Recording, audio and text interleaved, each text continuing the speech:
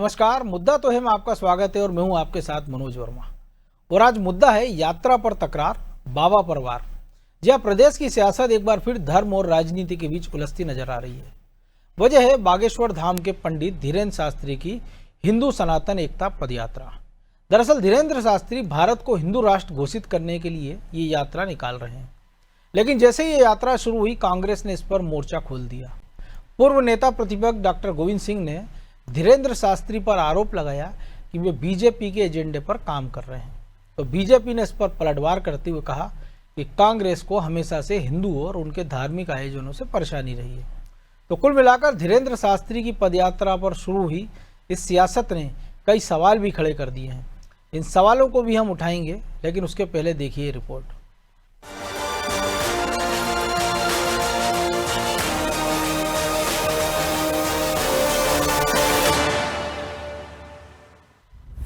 पंडित धीरेन्द्र शास्त्री की यात्रा पर बयानबाजी। यात्रा को लेकर कांग्रेस को क्यों नाराजगी?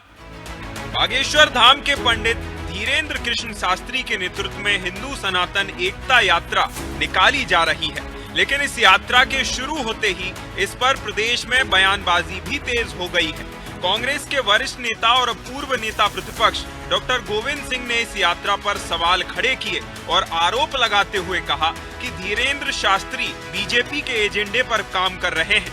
गोविंद सिंह ने इस यात्रा को हिंदू मुस्लिम एकता को बांटने वाला बताया। उन्होंने तो ये तक कह दिया कि अगर वो संत हैं तो अपने स्थान पर भगवान का भजन करें। अब धीरेन्द्र शास्त्री का काम देश चलाना नहीं है। आप संत हैं, महात्मा हैं, तो अपने आश्रम में भगवान का भजन करें। आपका काम समाज सुधारने के लिए निकल पड़े। आप यात्रा चला के भारतीय जनता पार्टी के एजेंडा के आधार पर धीरेन्द्र शास्त्री जी यात्रा कर रहे हैं और इस तरह की बातें करके आपस में भाईचारे में विघ्न डालने का काम कर रहे हैं। जो वर्षों से हमारा भाईचारा है, एक संस्कार हमारे हिंदू मुस्लिम भाइयों के एक है, भाईचारा है, तो ये सब हमारी परंपरा भाईचारे में वैमनस्यता फैलाने का काम हो रहा है। पंडित धीरेन्द्र कृष्ण शास्त्री कांग्रेस के निशाने पर पहले भी आ चुके हैं। पूर्व मंत्री मुकेश नायक तो उन्हें उचक्का कह चुके हैं। हालांकि अब कांग्रेस के बड़े नेता ने भी इस यात्रा पर आपत्ति जताई है, तो बीजेपी कैसे चुप रह जाती?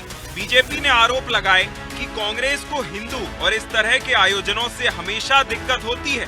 और क्या कुछ कहा बीजेपी ने, वो भी सुनिए। देखिए, हिंदू धर्म से जुड़े हुए हमारे जब भी कोई धर्माचार्य, संत, महात्मा इस प्रकार से सनातन आस्था को केंद्र में रख करके अभियान चलाते हैं, तो तुष्टीकरण का एजेंडा और कट्टरपंथ की सोच को पोषित करने वाली कांग्रेस पार्टी के नेता अपनी आपत्ति को दर्ज कराते हैं। सबसे महत्वपूर्ण चीज़ यह है कि जब एक गैर राजनीतिक यात्रा निकाली जा रही है, उसमें न कोई राजनीतिक संगठन न दल जुड़ा हुआ है, तो कांग्रेस पार्टी उसको राजनीतिक रंग देने का क्यों प्रयास कर रही है? बागेश्वर धाम के जो पीठाधीश्वर हैं धीरेन्द्र कृष्ण शास्त्री जी, उनकी तो कथा कराने का काम कमलनाथ जी ने भी किया था। कांग्रेस के तमाम नेता, चाहे वह दिग्विजय सिंह के सुपुत्र जयवर्धन सिंह हो, उनकी आस्था भी जुड़ी हुई है। धीरेन्द्र शास्त्री की ये यात्रा 16 जनवरी 2026 को मथुरा में समाप्त होगी। इस यात्रा में बड़ी संख्या में साधु संत हिस्सा लेंगे। ये यात्रा कई उद्देश्यों के साथ निकाली जा रही है, जिसमें भारत को हिंदू राष्ट्र घोषित करना, अवैध धर्मांतरण और लव जिहाद पर रोक लगाना भी शामिल है। और शायद यही वजह है कि कांग्रेस इस यात्रा को बीजेपी के एजेंडे से जोड़कर देख रही है। खैर, धीरेन्द्र शास्त्री की यात्रा और उस पर गोविंद सिंह के बयान ने फिर हिंदू मुस्लिम वाली बहस को हवा दे दी है। लेकिन अब देखना होगा कि ये बहस प्रदेश की सियासत को कितना गरमाती है। ब्यूरो रिपोर्ट, अनादि टीवी।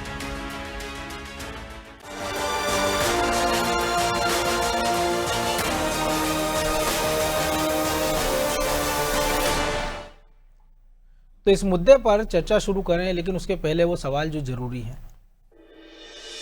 पहला सवाल, कांग्रेस को इस यात्रा से इतनी आपत्ति क्यों है? दूसरा सवाल, बाबा के दरबार में तो कांग्रेस के नेता भी हाजिरी लगाते हैं, तो फिर यह बीजेपी का एजेंडा कैसे है? और तीसरा सवाल, आखिर धीरेन्द्र शास्त्री की पद यात्रा पर शुरू हुई इस सियासत के क्या मायने हैं? तो चलिए इन सवालों के साथ इस मुद्दे पर चर्चा करते हैं। और चर्चा करने के लिए हमारे साथ जुड़ गए हैं बीजेपी के प्रवक्ता अजय सिंह यादव। कांग्रेस नेता टीकाराम कोस्टा और हमारे सहयोगी प्रभु पटेरिया। बहुत स्वागत है टीकाराम जी आपका, अजय जी आपका भी। तो टीकाराम जी, कांग्रेस को ऐसा क्यों लगता है कि जितने धर्मगुरु हो सब बाबा, जितने बाबा हैं वो सब बीजेपी के एजेंडे हैं और वो जो भी काम करते हैं वो बीजेपी का एजेंडा बढ़ाते हैं? भारत एक धर्मनिरपेक्ष राष्ट्र है। उसके तहत संविधान में सभी धर्मावलंबियों को सब बराबर के अधिकार प्राप्त हैं और समाज में सौहार्द का वातावरण बना रहे, इसीलिए जो संविधान में अधिकार प्राप्त हैं उसी के तहत भारत की एकता मजबूत हो सकती है और सभी धर्मावलंबियों को चाहिए कि वह अपने अधिकार क्षेत्र में रहकर राष्ट्र क्षेत्र में सांप्रदायिक सौहार्द कायम रहे, उस ओर पहल करना चाहिए जी। और कभी भी एक पक्षी बात नहीं होना चाहिए। तो जो जाकिर नाइक थे, आप उनसे उम्मीद करोगे कि वो सनातन हिंदुत्व की बात करते, जिनकी दिग्विजय सिंह तारीफ करते थे? और दूसरा, ये बाबा कहीं किसी दरगाह या किसी मस्जिद में तो जाने की बात नहीं कर रहे हैं ना? भाई देखिए कि भाई जो हिंदू धर्म गुरु है वो हिंदुओं की बात करेगा, जो मुस्लिम धर्म गुरु है मुस्लिम धर्म की बात करेगा।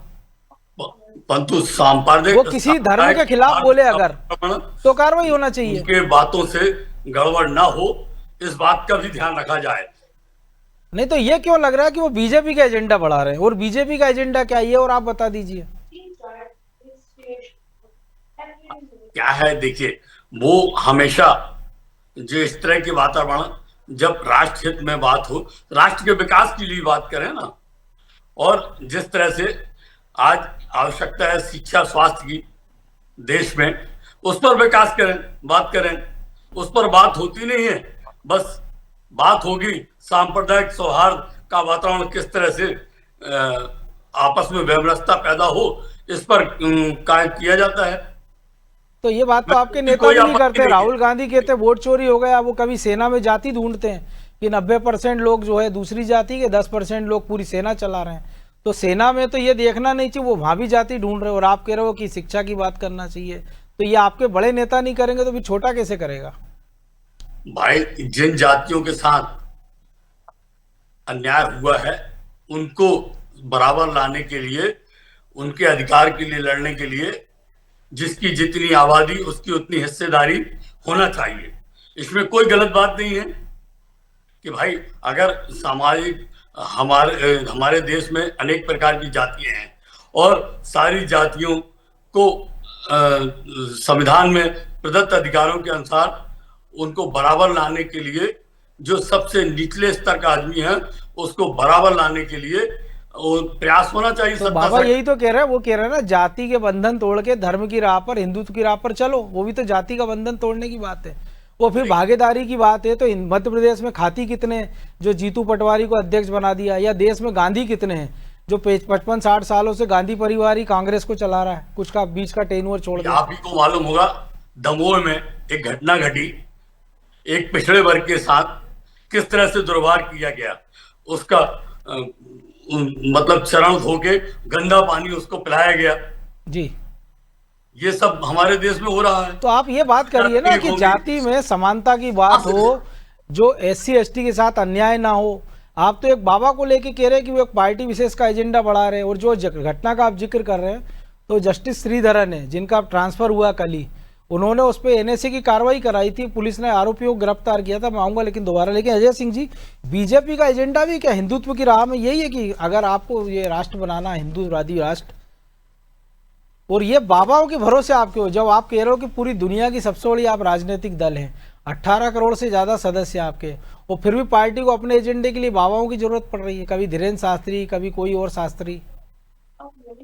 देखिए मनोज जी, धीरेन्द्र कृष्ण शास्त्री जी सनातन धर्म के बड़े धर्मगुरु हैं और सनातन धर्म के धर्मगुरु सदैव सनातन के हित में बात करेंगे।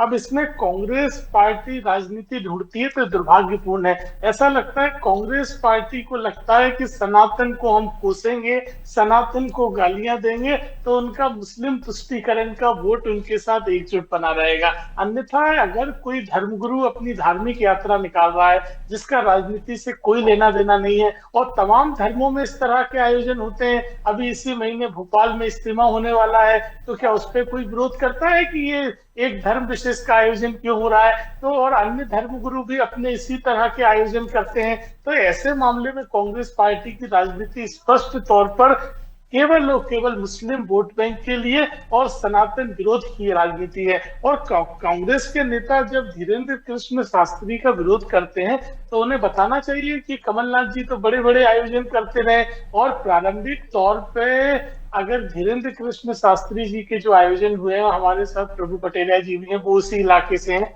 वो भी जानते हैं, तो वहां तो कांग्रेस के एक वरिष्ठ नेता द्वारा ही धीरेन्द्र कृष्ण शास्त्री जी के तमाम आयोजन करवाए जाते थे। तो उस समय क्या उनकी लॉन्चिंग उन्होंने ही कराई थी, तो आप नाम भी दे दीजिए ना, उसमें क्या है, लॉन्चिंग तो उन्हीं ने कराई थी जी के माध्यम से इनके सारे आयोजन होते थे। तो उस समय क्या कांग्रेस पार्टी इन्हें राजनीतिक लाभ के लिए उपयोग कर रही थी और अब कांग्रेस को लगता है कि लाभ नहीं हो रहा है तो उन्हीं बाबा को गालियां देने लगे हैं। ये कांग्रेस पार्टी को समझना पड़ेगा कि देश में सनातन विरोध की राजनीति नहीं चल सकती है। सनातन धर्म में सहजता है, सरलता है, लेकिन इस सनातन धर्म की सहिष्णुता का दुरुपयोग नहीं होना चाहिए। आपको सम्मान करना चाहिए। ये पूरी तरह संवैधानिक तरीके से काम चल रहा है, इसमें कहीं राजनीति का कोई लेना देना नहीं है। और गोविंद सिंह जैसे नेता का इस तरह का बयान दुर्भाग्यपूर्ण है। उन्हें तो माफी मांगना चाहिए कि अगर सनातन धर्म की कोई यात्रा भी निकाल रहा है तो उस पर भी कांग्रेस को आपत्ति है। बताइए कौन सा संवैधानिक नियम का पालन नहीं हो रहा है?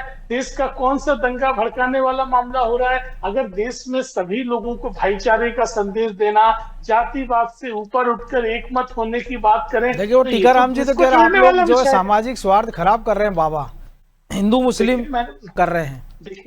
देखिए टीकाराम जी को बताना पड़ेगा कि प्रारंभिक तौर पे कमलनाथ जी क्यों करते थे इनकी कथाएं और अन्य कांग्रेस के नेता क्यों करवाते थे। और इस यात्रा भारतीय जनता पार्टी का क्या लेना देना? भारतीय जनता पार्टी का क्या लेना देना? सनातन का किसी ने विरोध नहीं किया।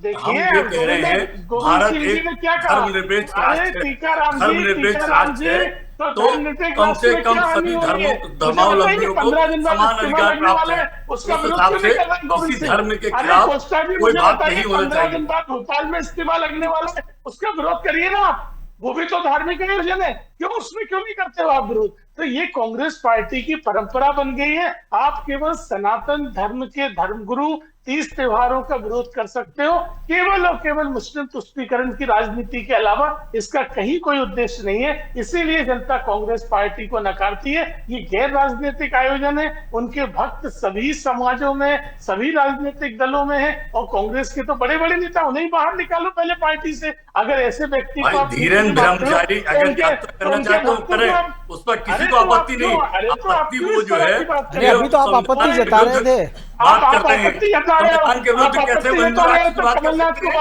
धर्मनिरपेक्ष राष्ट्र है, धर्मनिरपेक्ष राष्ट्र है, संविधान में सभी धर्मावलंबियों को बराबर अधिकार प्राप्त है।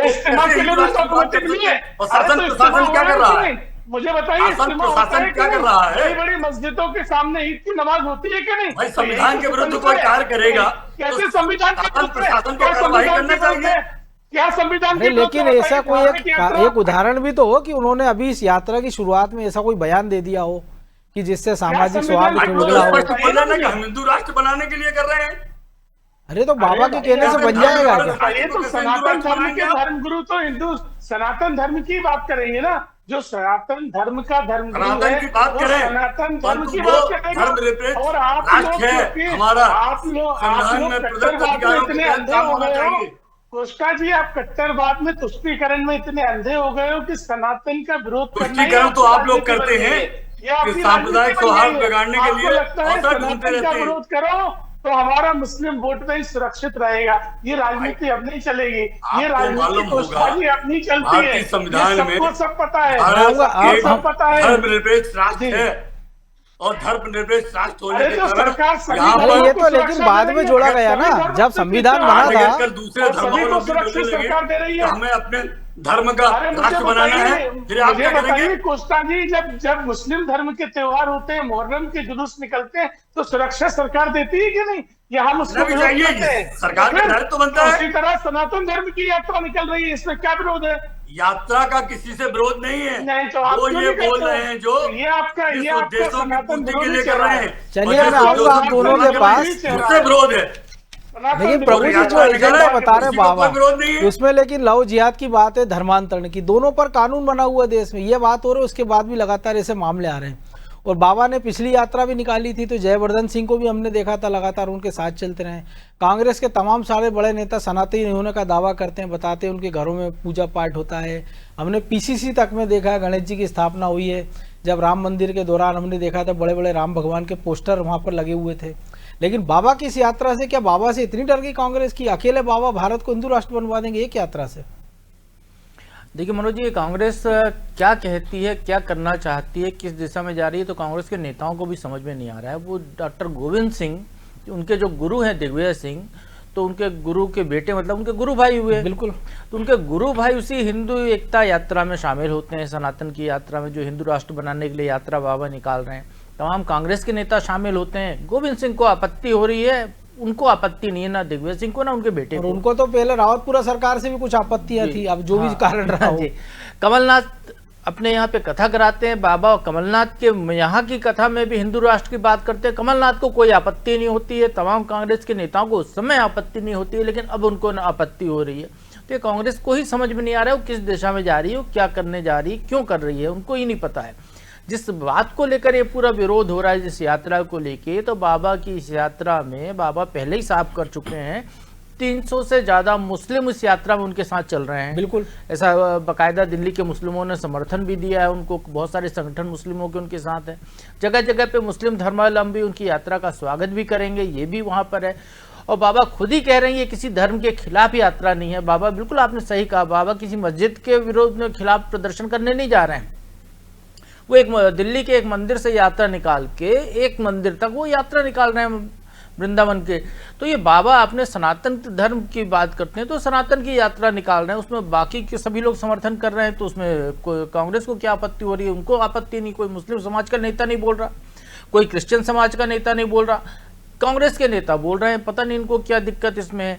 अब बाबा की यात्रा को अपनी जगह है मनोज जी, लेकिन इस पूरे मामले में बाबा जिन उद्देश्यों को लेकर यात्रा निकाल रहे हैं, आपने बिल्कुल सही कहा, 3 तलाक को लेकर, लव जिहाद को लेकर कानून बना हुआ है, बाकी चीज़ों को लेकर भी कानून बना हुआ है, लेकिन उसको लेकर बाबा को यात्रा निकालने की जरूरत क्यों है? ये मांगे बाबा जो 7 बिंदुओं को लेकर यात्रा निकाल रहे हैं, लगभग 7 के 7 बिंदु जो है वो केंद्र सरकार को पूरे करने हैं। तो बाबा को यदि कुछ पूरा कराना है तो वो केंद्र सरकार से मांग कर लेते।